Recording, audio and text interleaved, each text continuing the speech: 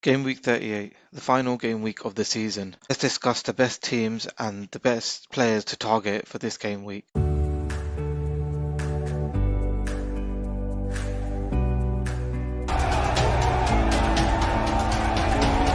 Game week 38 is usually very high scoring and we should target the teams at home, as we saw in game week 37 where Villa beat Liverpool 4-2, United won 3-2, Newcastle won 3-1. You could see similar scorelines again where there are a lot of goals between the teams, and it's usually the teams playing at home who usually go for it and go for high scores. So we could see Liverpool-Brentford could be high scoring where both teams score, so you could also target Brentford. You've got Forest and Bournemouth, who again both teams could score and could score quite a few goals. And you've also got Burnley, who could score goals, and you've got City and Villa, where I think City could score quite a few goals this game week as well. So I would target those for your transfers. You've got Liverpool players, Forest players, Burnley players, City players depending on rotation, and even Brentford and Bournemouth players.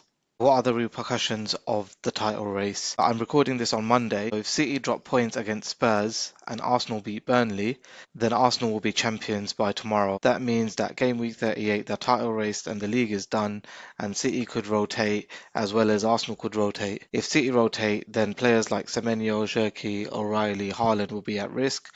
And if Arsenal rotate, realistically, I think the Arsenal defence and Saka will be fine because they still have the Champions League final, so they will need a rhythm. But the Arsenal attack will be at risk where they're looking to give minutes to the other players and rest a lot of the attackers like Gyökeres, Trossard and Eze, who also have people like Odegaard and Martinelli and Havertz that could come in. Hunt for European places is still on, therefore the motivation for the following teams would still be high, and you'd expect their main players to still start, and you'd expect them to put out teams similar to the last few weeks that they've done. So you've got Liverpool, Bournemouth, Brighton, Brentford, Chelsea, Sunderland and Newcastle. You'd expect them to field fairly strong teams, and therefore the minutes for their main players should still be relatively safe. So you're looking at players like Salah, although he's put his statement out against Slot, because it's his last game of the season, you still expect him to start, and you still expect a lot of the main players for the other teams to start. If the relegation battle goes to the last game week, then you'd expect Spurs and West Ham to field strong teams.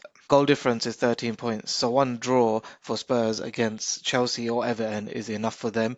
If they draw against Chelsea, then the relegation battle will also be over by game week 38, or realistically, most likely over by game week 38. However, if Spurs lose to Chelsea, then they both will field strong teams and they both have home games, therefore I'd expect it to be very low scoring. For Spurs, you've got Richarlison and you've got Pedro Porro, and for West Ham, you've got Bowen and you've got Mavropanos. I realistically wouldn't be looking at anyone outside of these forward players. So the best players to target for this week, for Liverpool, I would say Salah and Szoboszlai. For Nottingham Forest, you've got Gibbs White and you've got Anderson. Although they're home to Bournemouth, I can still see Forest scoring a few goals. For Burnley, you've got Fleming and Anthony, purely a fixture play. They play at home to Wolves, so I expect them to be within the goals. Thiago is an outside punt. They play Liverpool away, however, I think I can see Liverpool conceding a few goals, so I think Brentford could score a few here as well. You've got Foden. If he's likely to start, if there's team leaks, I would definitely be looking at the Cherki to Foden move, especially if I think Foden's going to start, and it'll probably be a captaincy shout as well. And then you've got SALAH, who's on good form at the moment. He's just scored a brace against West Ham, and he could easily score away to a Fulham team who are on the beach at the moment and who look like they couldn't even beat for Wolves in the last game. So he could easily score one or two as well. So we don't know the title race repercussions yet because City haven't played yet and Arsenal haven't played yet. However, if the title race goes down to the final game week, then my City players and my Arsenal players are going nowhere. Therefore, my transfers will probably focus on removing my Bournemouth or my Brighton players. However, if City drop points against Bournemouth, which I am fully expecting them to, then I will be looking at my two free transfers focusing on my City and probably Arsenal players. So Cherki to Foden is definitely tempting for me, Foden captain as well.